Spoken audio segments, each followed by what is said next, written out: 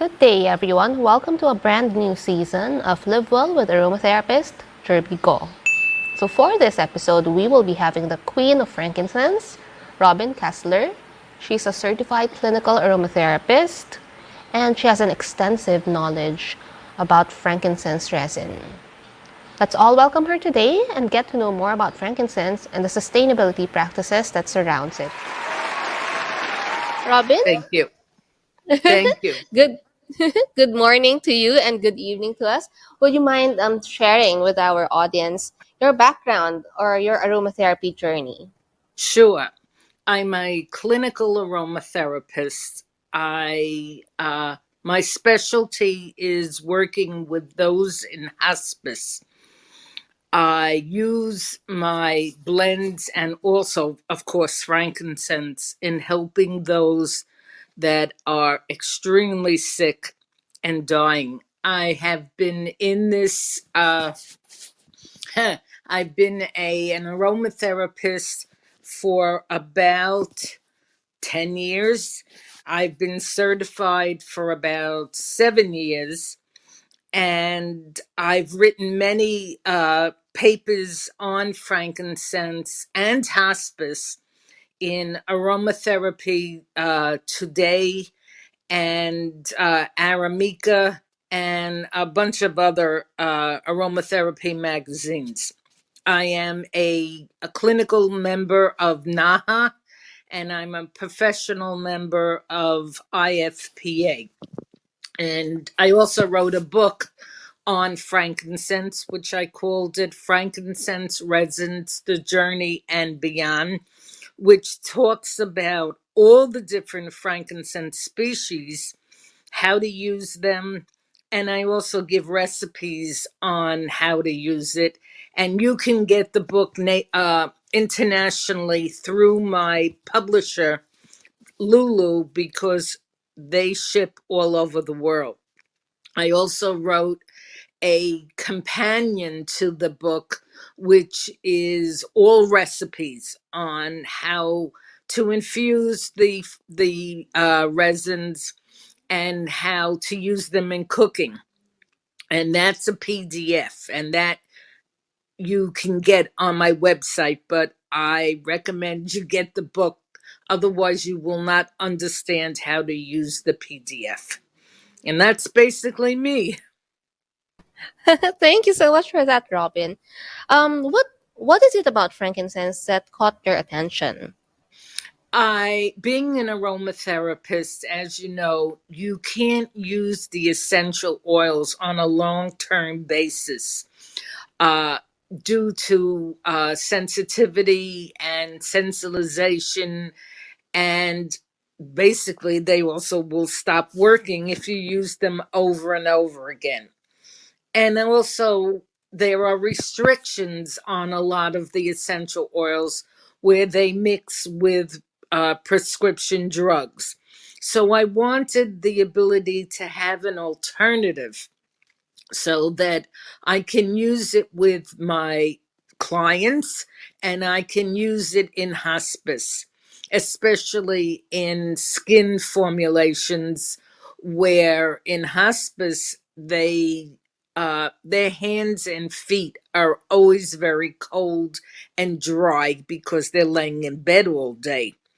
And this way, if I could make something that I didn't have to worry about so much dilution like with essential oils.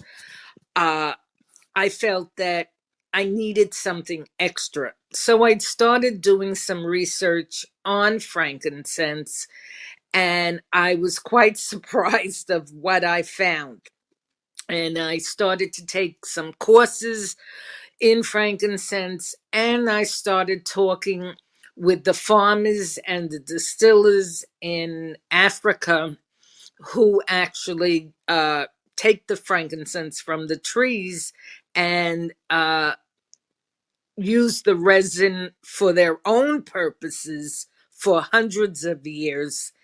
And I realized, wait a minute, there's so much more to this resin. And that's basically how I got into it. Wow, that's really amazing. How far ago was this? Excuse me, say that again.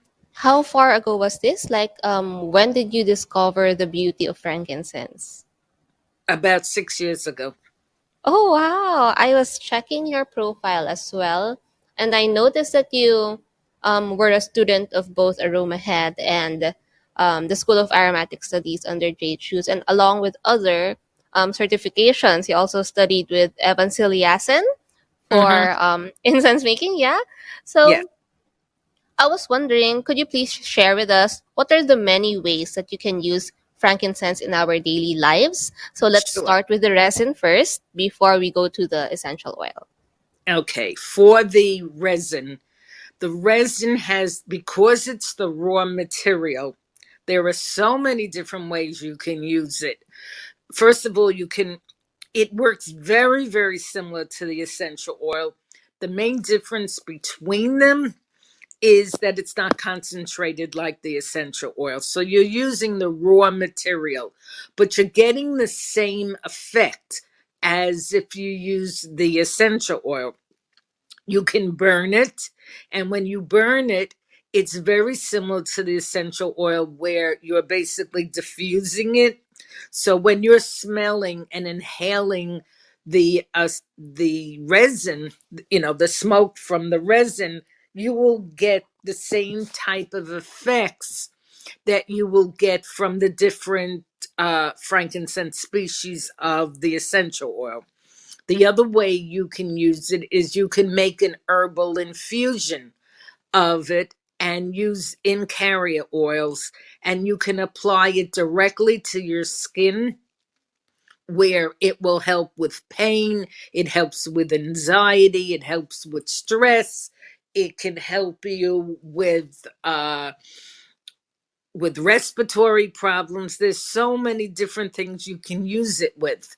You can also make, there are recipes you can put it in water and infuse it that way. You can make tea, you can make lemonade. All this is in my book.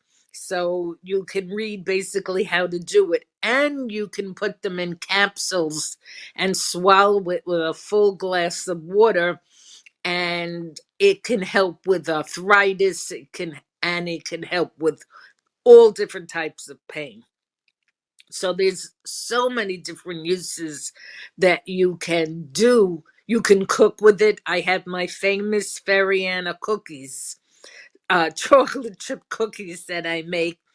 And to tell you the truth, when you eat one of these, uh, you will sleep like a baby. So Wow, it's actually sounds yummy.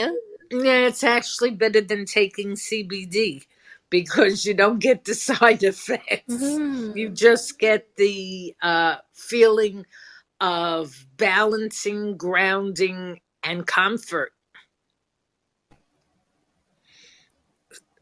So it's just amazing. There are 18 species of frankincense. There are 48 species of Boswellia. The frankincense is in the Boswellia family. And frankincense is actually the common name. Boswellia is the Latin name. So when people say to me, uh, can I have some frankincense? I say to them, what kind? There are 18 different species. Which one do you want? So you can't just say frankincense. So you basically, each species does something different. For example, frankincense Qatari is excellent for any type of skincare, for dermatitis, for eczema. It is wonderful for anything that you use for skin. And it's basically the one that we learn in aromatherapy. And another note, we don't learn about the resins. When I took my certification, I didn't learn about the resins. I learned about the essential oil. The resins are just basically skimmed over. And so many aromatherapists will come to me and say, I've never used the resin and I don't even know how to use the resin. And I'm so thankful you wrote that book, because now I know at least what I'm using the essential oil for. Then I shouldn't be using Qatari for pain. I can use something else for pain, or I can use the resin and infuse it. So, Basuela Fariana is another one. It's absolutely beautiful. It's used for mostly muscle and joint pain and arthritis. It has a honey like smell. It is gorgeous. We believe, the African people believe, that this was the one that was given to baby Jesus because it looks like gold. If you pick up a piece, it actually Oh. looks like gold. And it smells unreal. It's one of my favorites. Unfortunately, a lot of it, it's very expensive, and a lot of it is not brought to the United States. It's used mostly in the Arab nations, and they use it for chewing gum. And you can chew it as long as you have no fillings or caps, because you will pull them out. So I tell people to suck it, don't chew it.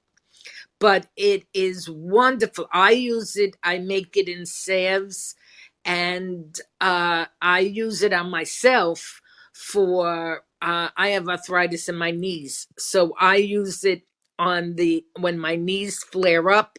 It is excellent. And an interesting fact about it is, after it's distilled, the aftermath is sold to the Arabian horse breeders because they mix it in with their feed, and it's supposedly very good for the horse's digestion. And also, the horses, when they run, they have, when they breed, the ones that they race, they have very bad muscle pain in their hips, and when they put this into their feed, the muscle pain is gone. So then there is Boswellia sacra. With Fariana, it's graded into different grades. There are three main grades. There is first grade, which is Mushad. There is second grade, which is Fas Kafar. And then there is third grade, which I can't pronounce at all. So first grade, first grade is big pieces and quite expensive, because most distillers will not, most resin farms will, in Africa where it comes from, will not ship first grade because it's so, you can mush it in your fingers. So by the time it gets to you, it could wind up becoming third grade. So it's very, very hard to get first grade. I sell first grade, but I can't get it all the time, because when it's sent to me, it doesn't wind up as first grade. Second grade is wonderful for infusing the oil and also for chewing. Third grade is excellent for infusing, because Fariana is very oil soluble. It is not water soluble. It just totally floats up on water, so it doesn't mix well. But it mixes fabulous in a carrier oil. So, and it mixes fast, because the rule of thumb for infusing these oils is 60 days. The longer you infuse it, the more of the good chemicals come out of it, so the stronger it gets. With Fariana, it's the only one that does not have to be infused for 60 days. It's only infused for a month because it melts so fast. Mostly all resins are broken down. A lot of the resins are broken down into grades, and grades is by size. That's the only difference between them in grades. Everything is all the same alpha limonene that's in alpha pinene, that's in most of an alpha theogene, which is in most of the resins, is in every grade. It's just the percentage of the chemical that varies because, of course, the smaller it is, the smaller the percentage. But that doesn't mean it's not bad. It just means that it will work differently on different people. But Suella Sacra, which I did I also have a group in Facebook called Frankincense Resins and Other Tree Resins. And I send out information in the group. And we did a whole thing this week on Sacra. And there are 4 grades of Sacra. Sacra grows in Oman. And the highest grade is Hajari Green. And is a little secret I'll tell you about the green. The green is the highest, and the reason it's got the highest amount of alpha pinene in it. And the advantage of it is you put up the group. The advantage of it is that it's green. That's the fact that it's got the highest doesn't mean it's the best. It grows it grows in the sacred as a tree in a different area that the rest of the sacred trees grow, and climate creates it to become green. Now, certain times of the year it's dark green, and certain times of the year it's light green. There is absolutely no difference in the chemical makeup of light and dark green. So, the Omani people got smart. They figured, well, the darker the color, the prettier it is. I'll sell it for more money, which it's funny because there's It's no pure difference. marketing. It's pure marketing. That's all it is. There is absolutely no difference between the two except color. So some people think, well, dark green is more mystical, so they charge 3 times the price than light green. But there's no difference. I sell the light green. Anything I sell is sold correctly. I don't nickel and dime people. I sell it at the best price that I can give you. And that type of marketing to me is very false. And so I will only get the light because there's no reason not to get the dark. The second grade is superior. It's more of a whitish yellow in color. It has this, and all 4 of them have the exact same chemical makeup. It's just the percentage is a little lower. White is usually what is used. White is usually what is used for making water. Saccharin is one of the Saccharin and Fariana are basically the only ones that taste decent. The others taste yucky. So Sacra, the white, is used a lot in making water because, of course, it's less money than the green, and you can infuse it in water and then use it in any product that has water. So you can substitute it for anything that you use water. You can make a tea out of it. If I don't know, whatever you make water with is how you can substitute it. The next grade is brown, which happens to be my favorite because brown, the rest of them have a woody, spicy type taste. Brown people say to me, well, what does brown taste like? Well, brown smells and tastes like you're sitting in a field of citrus fruit. So if you're sitting in a field of oranges, grapefruit, limes, lemons, that's what brown tastes and smells like. It is wonderful. It is Very excellent. interesting. Yeah, Yeah. it's so interesting that it comes from this tree and it's totally different smell and taste. It happens to be a little less expensive than Superior, but it is excellent. In fact, I tell people, people say to me, well, which one's better? There is no better. It's what one works for you. White might work for me, but brown might work for you. My husband, I use my husband as a guinea pig for everything. So I made him a infusion. I gave him one of the infusions of green and brown. He likes the brown better. The brown, he said, the brown gets rid of the pain under my foot better than the green does. Green has more chemicals in it than the brown does.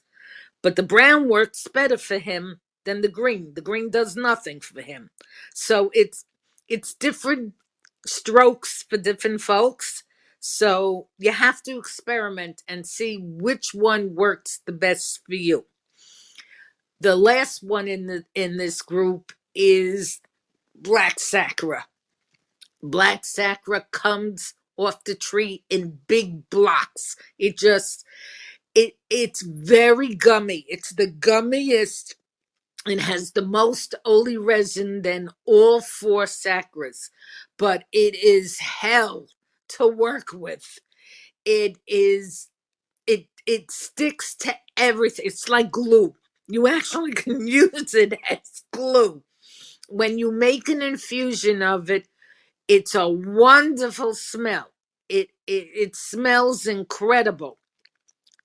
But I promise you, when you make an infusion of it, you will not be able to keep at all the jar because you will not be able to clean it. It just totally sticks to the jar. And no matter what you do and no matter what you use, even alcohol will not remove it. We distilled it, and I thought we had to actually throw out my still. It took my husband hours to get it out of the still. So the smell of it is incredible, but it's extremely hard to work with. I saw your And post about it. Oh my gosh. And then I saw that you said that every time you infuse it, you'd have to throw out the container. yep, because I can't clean it. No matter what I do, I can let it sit in hot water. I can let it sit in alcohol. It will not come clean, no matter what I do. So I gave up. That's why you don't see a lot of the essential oil. And when you do see the essential oil, it's extremely expensive. And now I know why, because it's probably a amazing for them to what they must use to get this out of their still. That's why they charge a fortune for it. But you won't see a lot of black sacra. There's a place in New York City that sells mostly black, all the sacras, but mostly their name to fame is black sacra. And I give them a lot of credit because it must be fun trying to distill the sacra. And when they sell it, it a 10 ml bottle of it could cost between $75 and $100. So, and you know what? As nice as it smells, I'd rather spend less for the other ones. It works like the green, the dark green versus the light green. I'd rather spend the money on something I'm going to use and not something that I'm going to use extremely sparingly. That is correct. You know what? When you mentioned that you use Boswellia sacra in tea, I actually bought this beverage called Nawa Arabia. I'm not sure if you've heard of it. So they mix frankincense Boswellia sacra with roasted date stones. And it's supposed to be an alternative to coffee, but I prepare it in a way that it's tea-like, so it's more diluted, and it tastes amazing. It smells amazing as well. So it's the only time that I knew that you can actually use frankincense as a tea. And so when I saw your page and I saw your work, I was really, honestly, very impressed, and would want to learn more about how you make use of frankincense. Because for us here in the Philippines, we are a Catholic country, so all we know about frankincense resin, or for resins for that matter, is we use it for religious ceremonies, and that's it. And you are correct when you mentioned that as an aromatherapist, when we were taking our certification, we don't really work with the resin. We only work with the essential oil. And so I only learned about handling the resin, or like making infusions out of it, when I was already learning herbalism. So yeah, those are just my realizations while you were sharing the uses of frankincense. How about let's talk about sustainability, Robin? I know that you have a business. So how can you ensure that you are sourcing sustainably? Like, what are the current sustainable practices surrounding frankincense? All right. You must know who you're whether you're using the resin or you're using the essential oil, you must know the distiller that you're purchasing from. You must make sure that they are using fair trade techniques, because in fair trade they're they're teaching and they're paying their employees a decent wage so that the trees are basically not being abused. The You must dig in and know who you are actually purchasing from, so that you know that they are taking care of their trees. In Africa, there are two main substances of survival for the people: their trees and their animals. And without both of them, they would not survive. In Africa, it's yes, there are many cities, but there are still many, many different tribes. And a lot of these tribes own farms that have frankincense in them. Frankincense does not just grow like, when you see trees in your neighborhood, it doesn't grow like that. It grows in very dense, you can't even call them, I guess you can call it a forest, because it grows in the desert, but it's a desert of forest. And it's extremely hard to get to a lot of the resin. Fariana grows into the mountains. So you have to really climb up into the mountains to get to the resin. Qatari doesn't. It grows on level ground, but it grows in remote areas. So you basically, and Fariana grows where it grows. There are snakes around the trees, poisonous snakes. So you want to make sure that the distillers, because most of the resin is distilled, three-quarters of the resin is distilled, the rest of it is sold individually, and that is usually sold to major companies for distilling also. The ones that sell it in smaller quantities are small businesses like myself, but most of the resin is uh so that creates a problem. So you want to make sure, number one, you know what you're purchasing. A lot of merchants will, especially in the when you go to different places and they have markets where they put all the resin in bins. You want to make sure that they're telling you which which species it is. You don't want to purchase resin that, if you go up to a merchant and you say, what kind of frankincense is this? I don't know, it's frankincense. You don't want to buy it, because if he doesn't know what it is, then he probably either bought it illegally or he mixed it with stones and plastic, and when you go to burn it, you're going to smell it. You're not going to realize it even if you infuse it, and you're going to put it on your skin and you're going to break out in a rash because 3/4 of it is plastic or stone. You also, so you need to know what you're purchasing. I tell people all the time, don't buy it unless it has the Latin name on it.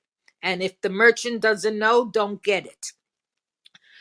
The So you basically need to know, and you, for sustainability, when it comes to the resin, you're using very little compared to the essential oil. I distill, and I use 1.5 pounds of resin, and I can only get about a 30 ml bottle, depend 30 to 50 ml bottle, depending on which resin I'm using.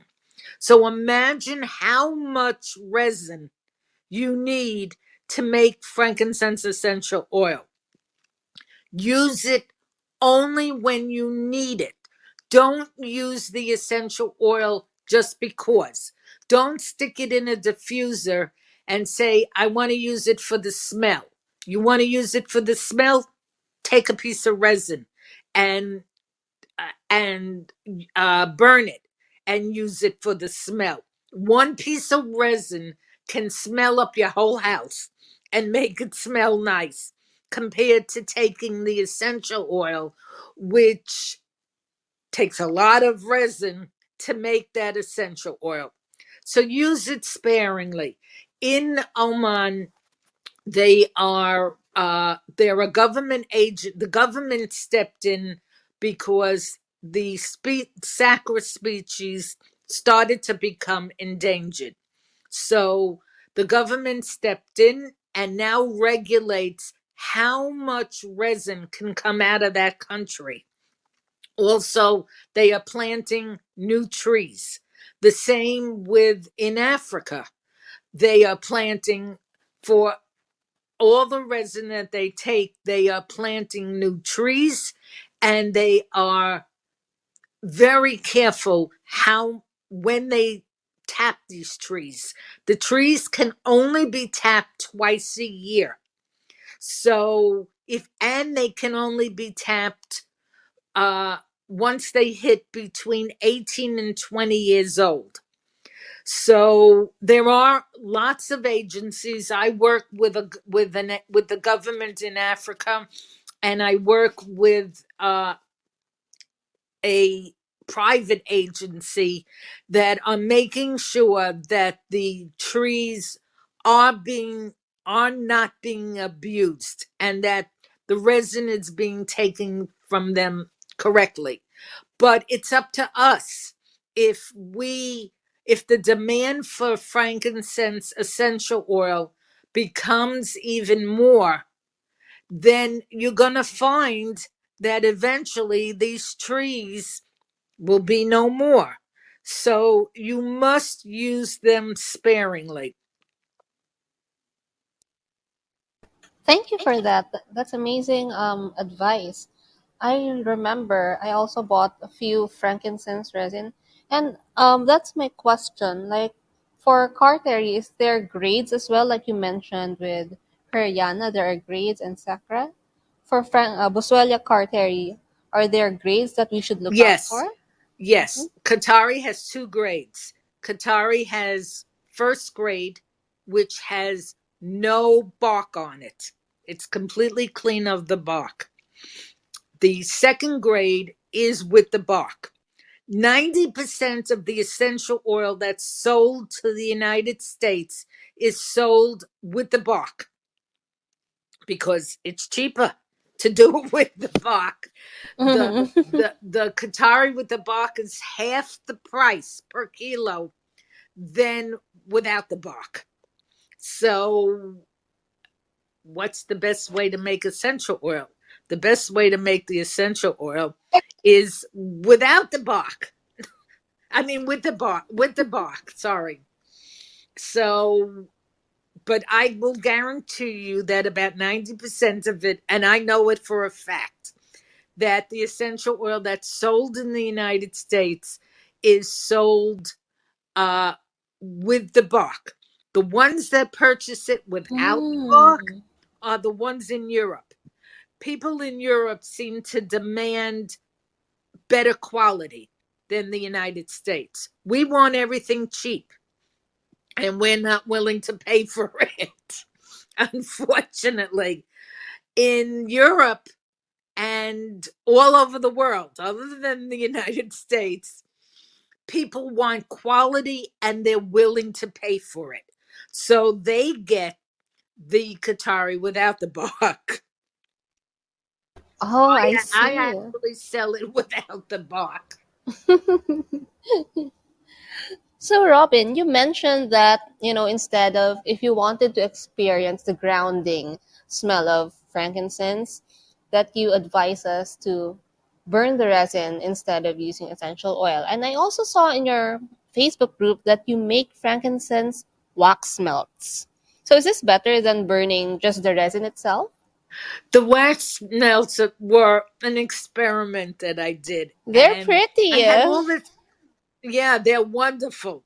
They don't give out the smoke, the actual smoke that you get when you burn it on charcoal, or if you burn the resin itself. But what I like about them is you can have it closer. So you can put the burner, if you're on your desk, you can put it closer to you and you can enjoy the smell. Believe it or not, the smell goes throughout the whole room because I burned it. When you saw the video that I had put up, my husband walked into the room and said, "Ah, I got him trained already. You're burning Qatari, right?" So I said, "Yep." So he said, "Oh, you're using the wax melts." I said, "Yeah, I really like them. It's soy wax, and what I did is I took the tiny little pieces of the resin and I mixed it into the melted soy wax, and then I put to give it, because wax absorbs everything. I experimented with it. I first put in the little pieces of resin and then I melted it and I didn't get much out of it. So I said, you know what? Maybe if you put a couple of drops of essential oil in it, the same essential oil as the resin, maybe it'll take away the wax smell more. And that's exactly what it did. So it took away the wax smell, and now they're beautiful. They're really nice. And I'm experimenting with a new one where I just bought, I'm going to play with it this weekend, where I bought the tea light candles, but the empty ones. And I'm going to put it into a tea light candle and light it and see if the smell comes out like a regular candle and see how that works. So I'm always experimenting with different ways on using the resin instead of actually diffusing the essential oil. And I'm only using a few drops of the essential oil in it, be just to bring it out a little bit more. So I made them in three. I did Qatari, Feriana, and Basuelo Neglecta. But Swella neglecta is a very interesting resin. I did a lot of research on this resin. When you in the tree grows in two places. It grows in Kenya and it grows in Ethiopia. The It is not water soluble, it is only oil soluble, but it packs a powerful punch. It is excellent for anxiety and stress. That's what it's mostly used for. And the best thing about it is when you infuse it, and I did when the uh a few of the farmers were telling me what they use it for, I go, "You're kidding." And they said, "No, it actually works." And I said, "Okay, I'm going to check it out. I'm going to use it on my hospice patients." And I made an infusion of it. And I had a hospice patient that had lung cancer. Excuse me. And I massaged it on his chest. And I gave the bottle. He was an in-home. So his wife was with him in their house. And I gave her the bottle and I explained to her how to put it on him, to put it on him at least 2 to 3 times a day. After 2 days, he was he couldn't stop coughing. After 2 days, he stopped coughing. What it does is it loosens the tightness in the lungs so that the secretions can flow better. And it actually worked. So I've been using it a lot for those that have lung cancer, those that have emphysema, and CB and what's it called, COPD, and you can also use it for those that have bronchitis. I got bad bronchitis, and I put it on my bronchial tubes, and it actually stopped me from coughing. So it's got two good uses. And I actually make an infusion of it. I call it peace and calming because that's basically what it does. I have a lot of clients that use it.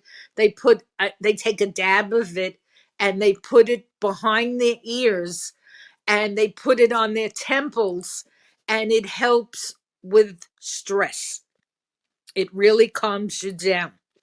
So, and when you burn the resin, it just puts you in a state of complete balance.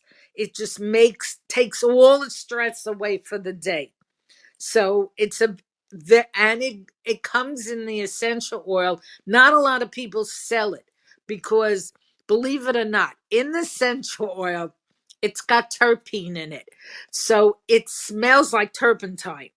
But in the infused oil, it does not smell like that at all. It has a very nice, cinnamony, sweet smell. So a lot of companies won't sell the essential oil because when you open the bottle, it's very similar to like vetiver or valerian, where it smells like stinky feet. Well, this smells like turpentine. So you don't see it out there a lot. I actually like it better in the infused oil than the essential oil. It's easier to use that way than using it in the essential oil, because then you have the problem with the essential oil with how much dilution you can use. So, and with seniors, it's a 1% dilution.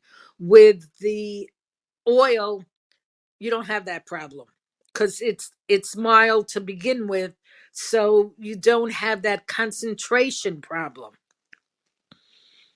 So it's wonderful. It happens to be my second favorite one is neglecta. Robin, I was just caught up with what you said that you have bronchitis, is it? And then you use the frankincense and put it in your bronchial tube. How do you actually do that? I make an infusion out of it, an herbal infusion out of it in a bottle, and I take a few drops of it, and I massage it on my bronchial tubes. Oh, I see. Wow. Yeah, it's one of the ones that they tell you not to ingest. Mm-hmm. Buswell Mm-hmm. and Neglector is about Buswell and Neglector and Revere are the two they tell you not to ingest because it's the trees are not tapped. The resin falls off the tree, lands on the ground, and then you have all the animals that step all over it or poop all over it. So they tell you basically not to ingest these two. So, but you can infuse it because when you infuse it, you're pulling all the bad stuff out of it. So, putting it on your skin is not a big deal. Ingesting Got it, it. I wouldn't ingest it. Got it. So about okay, so I have this one burning question because Sure. among all the essential oil groups, right, especially for those who are beginners, you would normally associate frankincense with cancer. So what is the truth behind that? There are short term studies on using, I feel personally, but you'll never see it, at least not for hundreds of years, because of the pharmaceutical companies, that frankincense, way back when it was first used, and Adam actually gave the offering that Adam gave to Eve was one of the species of frankincense. We don't know which one. The only one we can think of what it could have been is either Sacra or Fariana. But it was when it was discovered that you can actually use these resins for medicinal purposes, it became very, very, uh, they used mostly the different resins to not exactly cure, because back then you didn't know what people had, but it really, really helped those that were very, very sick, especially those that had boils where they had leprosy, and they would put Katari, they would make a paste of Katari and put it on their skin, and it would get rid of the quote leprosy that was back in those days. So it did, I guess in that case, it did cure the problems. It does cure skin problems. Does it cure cancer? We don't know. There's not enough long-term studies that shows that it actually gets rid of cancer. There are short-term studies. They have done different studies in vitro, not on humans, that have, and using mice, that have shown to shrink certain tumors, but they don't know if it comes back because there's no long-term studies of years and years to see if it's a coincidence, excuse me, and it just goes into remission, or if it actually gets rid of the cancer.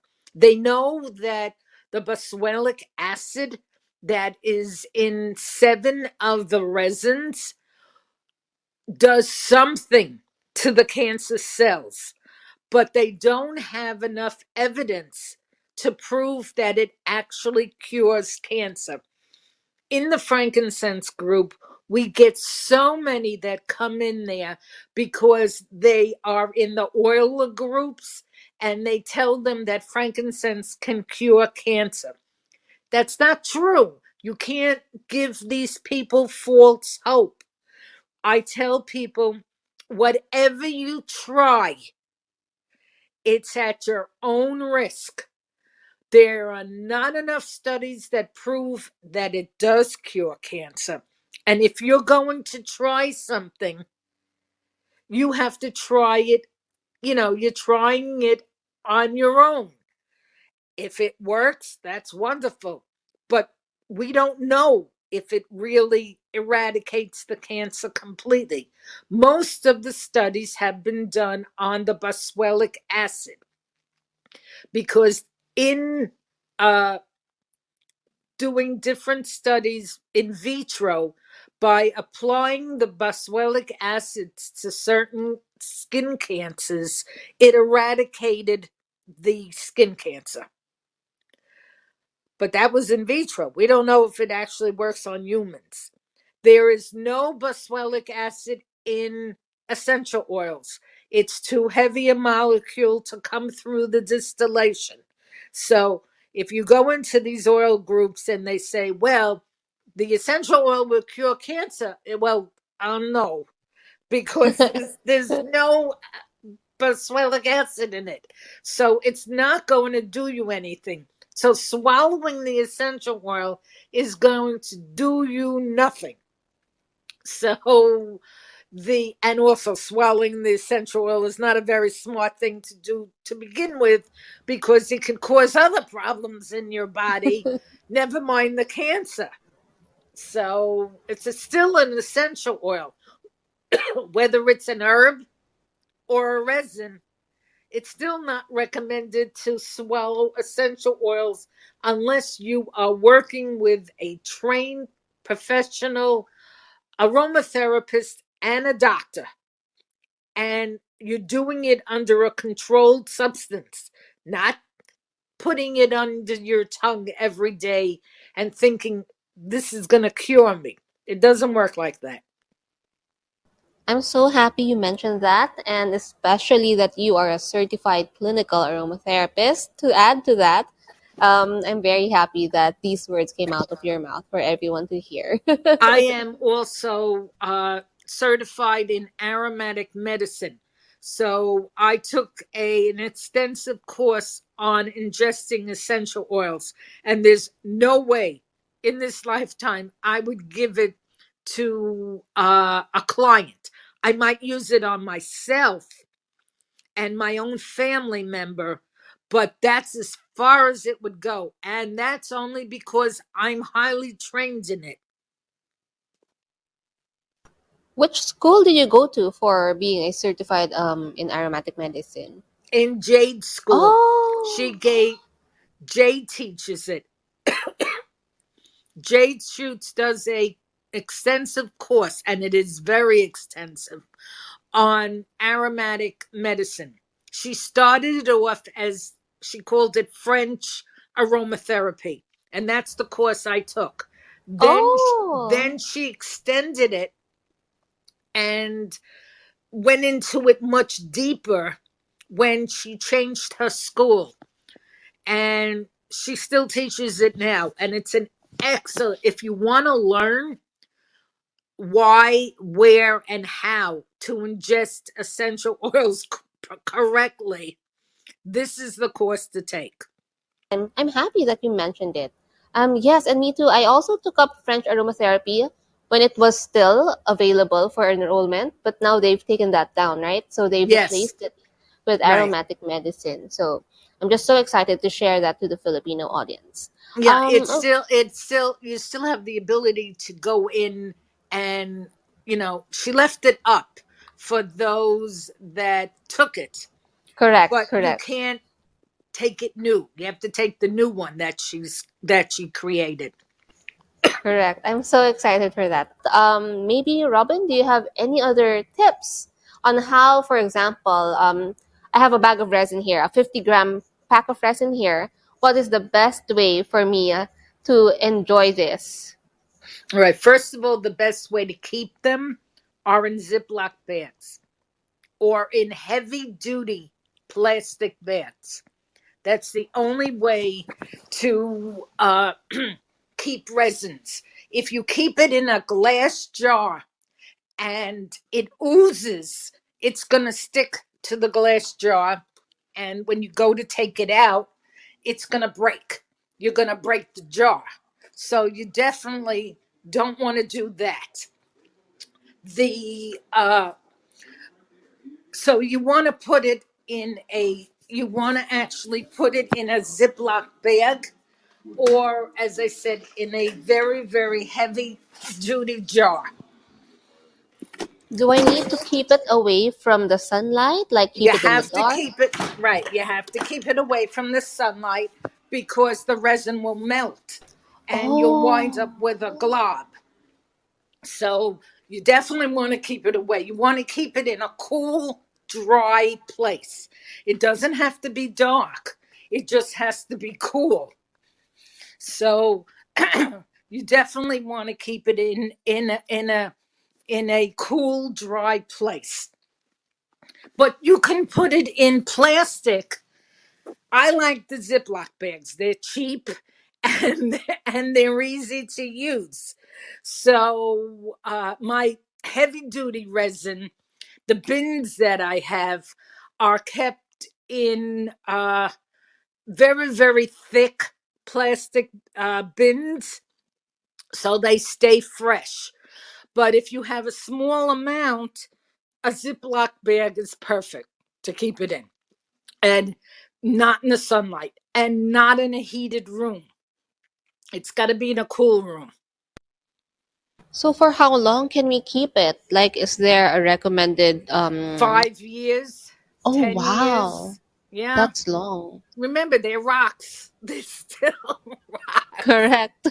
Correct. I have a 2 kilo LME resin here that I have had for maybe 2.5 years now, and I noticed that the longer I keep it, it gets darker in color. It gets more rock solid. It's because the volatiles are slowly evaporating, right? So I was wondering if it's the same for frankincense, or is it Not at a slower pace? Oh, way slower pace. Oh wow. Mm. Way, way, way, way slower. Because as long as you keep them free of mold, that's the only thing that happens to them. They can get mold. Oh, So, I see. if I'm gonna let that ring because it's probably a it's probably a let me just make sure it's scam. Okay. So hold that thought. Yep, it's scam. All right. So yeah, as long as the biggest problem with resin is mold. You can't, you don't want any moisture to get into it. And you'll know because it'll smell funny, and you will see the darker resin, you'll see white spots on it, and the lighter resin, you'll see dark spots on it. At that point, you want to throw it out. Right. Right. I have resin before I got into the resin business. I still have resin. Uh, it's got to be a good 7 years old. It smells just as nice as the new resin that I have. Oh So, wow. yeah, as long as you keep it well, it's fine. Wow. Oh, I have to get myself some of your resin. I have to try it. I think I've only had I think the only one I have is Boswellia sacra. Right. And it's colored white or light yellow. Yeah, I And I will ship it if your country allows resin in. You have to check with mhm. your country to make sure they Oh allow right. resin in. Right, right. So if they allow resin in right now because of COVID, the sending it USPS is a waste. It'll take a Oh. good 2 months to get to you. I and believe me, I've gone through it, and I right now I won't send it. I rip my hair out every time I send it USPS. I'm still waiting for a package to go to Australia. I sent it out on January 24th. It's still sitting in New Jersey in a holding pattern because right now there are no airplanes that are leaving overseas. So it's just sitting there. But I use also UPS, DHL, and FedEx. They all go internationally. And depending on which one goes to Singapore, you'll get it within 2 weeks because they have their own airplanes. So you'll they're not worried about third party contractors that they have to get for USPS. So I tell my clients, you're going to pay more, but at least you'll get it, at least in one piece. Before my grandchild turns 8 years old, and she's 7 now. So, so that's how I tell people now overseas, because I treat these resins like my I baby. know. So when they go out to you, I'm worried that they get to you in one piece, and I pack them very well. And I don't like them sitting in a distribution center in New Jersey waiting to go overseas for weeks before it's released. So, and for my book, if you go to my publisher, and you probably can put up the link for, if you go to Robbins Resins Plus and click on my book where it says my book, if you scroll all the way down, there's a link in there for my publisher. And you can get the book through my publisher. If they go to Singapore, it's a lot less expensive in shipping for them to send it to you than me. And you'll probably get it faster. And if they don't go to Singapore, I've put together a, that's it. I've put together a I've put together, if you can't get the book because your country isn't on their list, I will arrange to send you the via email the PDF of the book. You can read it, but you cannot print it because it's copywritten. So I will give it to you at a decent price. And if you want, I can send you the companion with it. The companion you can get on my website because it's digital. But if you want but as I say, I recommend get the resin book first, because you need to understand how to use the resins before you do all the recipes that are in the companion book. The PDFs can be put in the Kindle app so that you can read it on your phone or you can read it on an iPad. That's amazing. I like So, that. so yeah, I asked people, what do you want? Did you want an ebook for the companion, or do you want a PDF? I put a vote out in the Frankincense group, and all of them told me PDF. So I asked why, and they said because we can print it. This way we can print out the page that we want, and in a Kindle you can't print it. So I said, okay, that works for me. It's easier for me, and I could charge less money. So that's what I did. I put it up as a PDF. So if you can't get the book, then you can email me and I will tell you basically how much I will charge you for the PDF of it, and then I can send you both. I would send you both of them as a package deal if you wanted both. If you can't get the book from my publisher. That's great. So, for everyone who's listening, I've put up the link that Robin mentioned. Also, when you press the replay for this episode, you can actually see the links that we've been putting up during this episode. So, you can go through what we are talking about in this chat. So, Robin, I have a question here that's sent to me by Lou. Unfortunately, she has to get off of the stage, off of the chat room. She was asking if there is a minimum percentage or amount of grams of the resin for infusion. Like, what is the ratio of resin between the resin and the oil if you're preparing an herbal infusion? It is 1 to 8, 1 ounce of resin to 8 ounces of carrier oil. It sits in you put it into a ball jar, has to be in glass. This has to be in Very glass. true. And you put, as all herbal infusions are in glass, not in plastic. And you don't want the plastic to break down into the carrier oil. You want only the resin. So you let it sit for 60 days. It's in a cool, dark place. So you put it in a cupboard somewhere where it doesn't get any moisture. You must put plastic wrap or wax paper over the top before you close it. If you do not do this, you are never opening that top ever again because of the oily resin gum that works like glue, and you have to shake it every couple of days. You will never be able to open that top. So, and I learned that the hard way when I first started infusing resins. So, so you let it sit for the 60 days and then you strain it. My recommendations to strain it is not in a coffee filter. You'll be sitting here for 3 weeks waiting for it to strain. It's Yeah. it's very thick and you want it thick.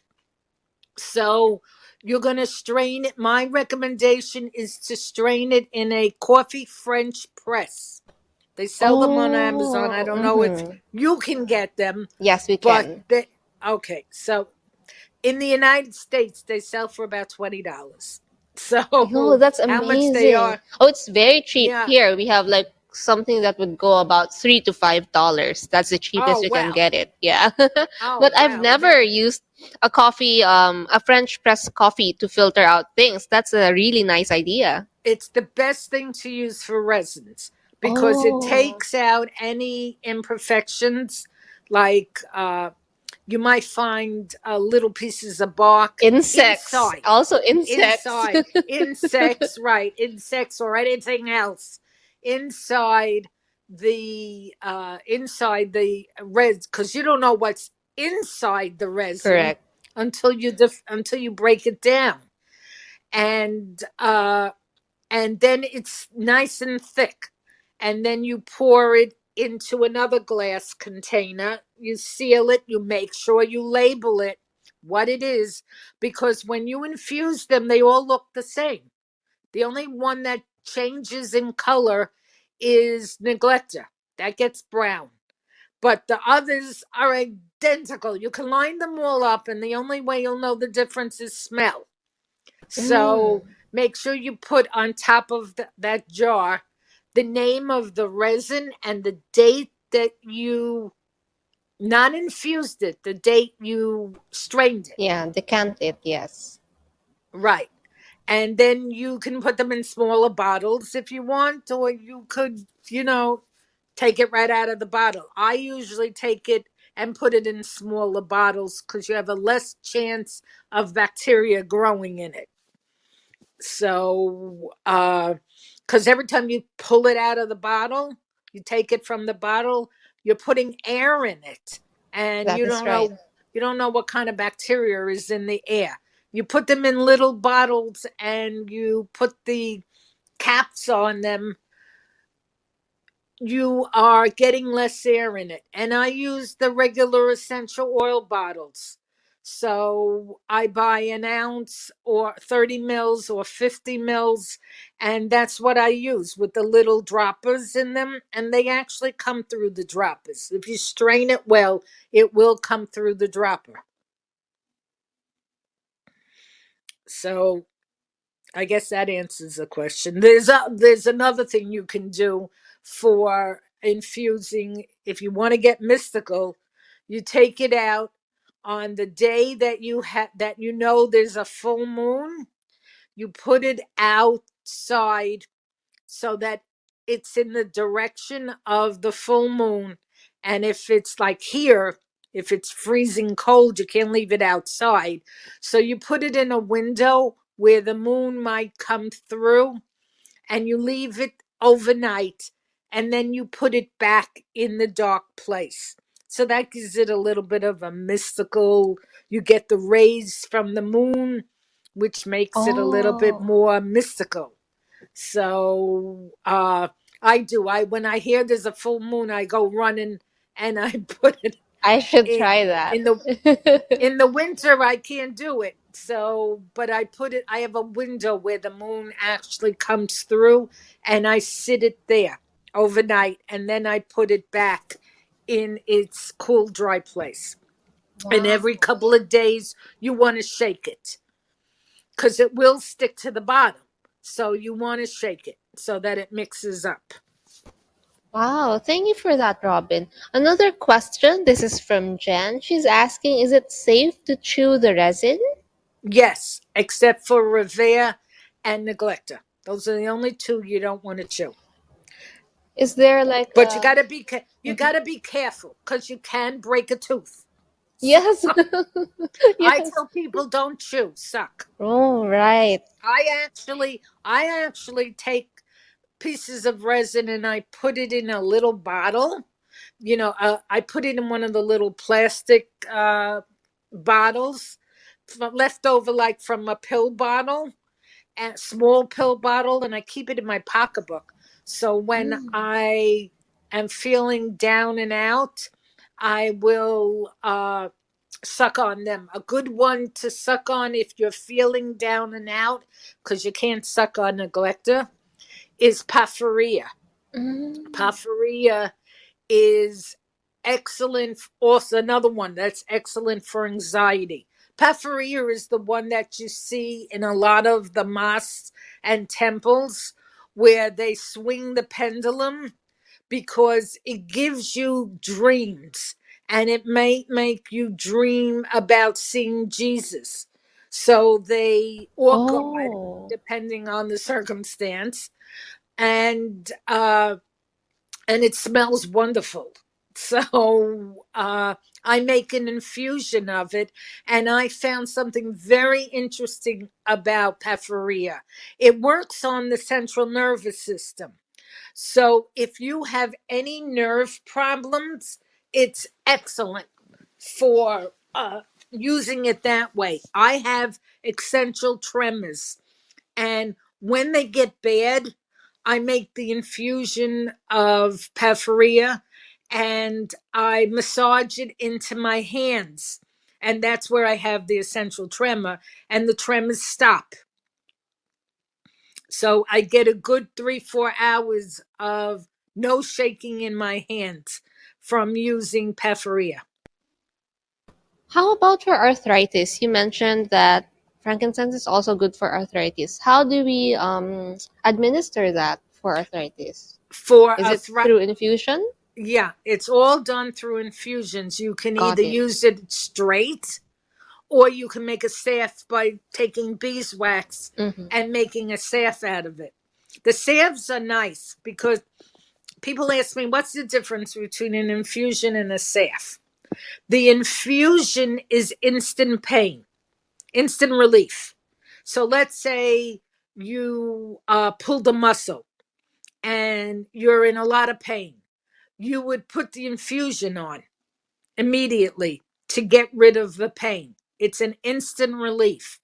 The salve, on the other hand, because of the beeswax, and beeswax alone is anti inflammatory, because of the thickness of it, it creates a barrier on the skin. And when it gets in slower. So if you have pain, if you have constant pain, I recommend using a salve because it slowly gets in. So over a period of time, you have a better chance of relieving the pain than an instant relief.